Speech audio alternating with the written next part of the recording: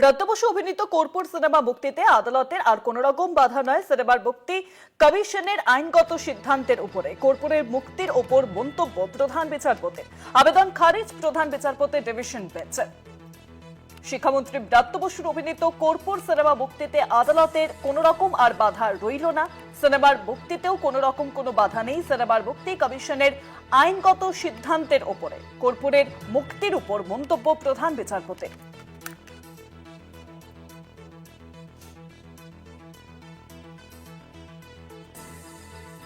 ব্রাত্য বসুর অভিনীত সিনেমা কর্পূর তার উপরে বাধা দেওয়া হয়েছিল, কিন্তু সিনেমা মুক্তিতে আর কোন রকম বাধা রইল না।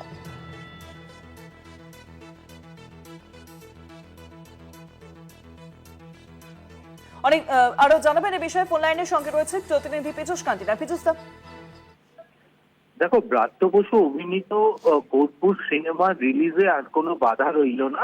আদালত কলকাতা হাইকোর্টে যে জনস্বার্থ মামলা দায়ের হয়েছিল সেই মামলাটি সম্পূর্ণভাবে গ্রহণযোগ্যতা নেই বলে খারিজ করে দিলেন প্রধান বিচারপতি সুজয় পাল ও বিচারপতি পার্থসারথী সেনের ডিভিশন বেঞ্চ। মূলত আবেদনকারীর দাবি ছিল এই কর্পূর সিনেমায় ব্রাত্য বসু অভিনয় করেছেন এবং যেহেতু তিনি তৃণমূল কংগ্রেসের প্রার্থী, তাই যে ইতিমধ্যে নির্বাচনী বিধি লাগু হয়েছে, তাই এই সিনেমাটি কখনো রিলিজ করতে দেওয়া যায় না। এছাড়াও তিনি এই উদাহরণ তুলে ধরে বলেন যে 2019 সালে জাতীয় নির্বাচন কমিশন নরেন্দ্র মোদীর সৃষ্ট একটি চ্যানেলকে নির্বাচনের আগে বন্ধ করে দিয়েছিল।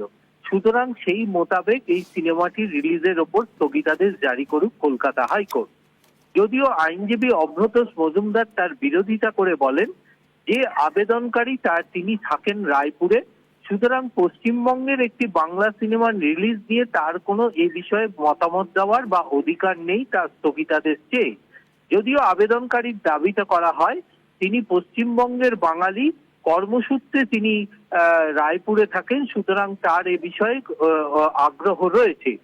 প্রধান বিচারপতির কাছে আইনজীবী অভ্রত মজুমদার একটি ডিভিশন বেঞ্চের রায় তুলে ধরে বলেন যে বালি খাদান সংক্রান্ত একটি মামলাতে যে আবেদনকারী ছিলেন তিনি রাজ্যের বাইরে ছিলেন, ফলে ভিন রাজ্যের বাসিন্দা হলে তিনি যদি থাকেন তাহলে রাজ্যে এই ধরনের কোনো ঘটনা ঘটলে তার সেখানে ইন্টারেস্ট থাকে না বা তার সেই আবেদন কখনোই জনস্বার্থ মামলা হিসাবে গ্রহণযোগ্যতা পায় না। সেই নির্দেশিকাকে ধরেই প্রধান বিচারপতি এই আবেদনটি খারিজ করে দিলেন। ফলে কিন্তু মৌখিকভাবে তিনি পরিষ্কারভাবে উন্মুক্ত আদালতে জানিয়েছেন যে জাতীয় নির্বাচন কমিশনের যে নির্দিষ্ট আইন রয়েছে সেই আইন মোতাবেকে জাতীয় নির্বাচন কমিশন যদি মনে করেন তাহলে এই বিষয়ে তারা সিদ্ধান্ত গ্রহণ করতে পারেন।